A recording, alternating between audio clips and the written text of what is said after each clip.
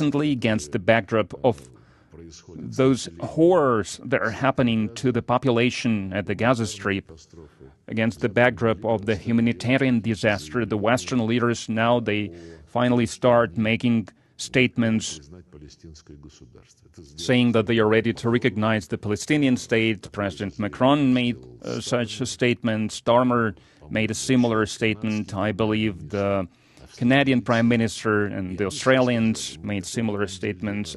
And they all said, and it happened 2 weeks ago, they all said that we're thinking that at the UN General Assembly we will declare the recognition of the Palestinian state. The General Assembly is going to take place during the last week of September, and when they were making the statements, it was still 2 months until the General Assembly. So I have a question.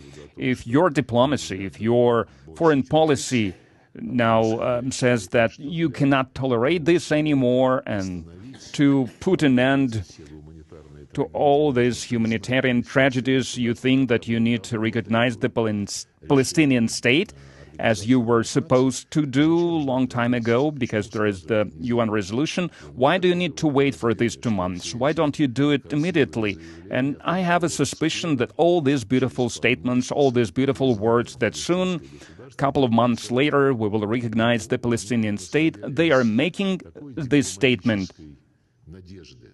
because they have this diplomatic hope that by the time when they have to fulfill this obligation to recognize the Palestinian state, there will be nothing to recognize. I believe this is the essence of the EU diplomacy in the Middle East. And as for the Ukrainian situation, I don't see any diplomacy there on their behalf.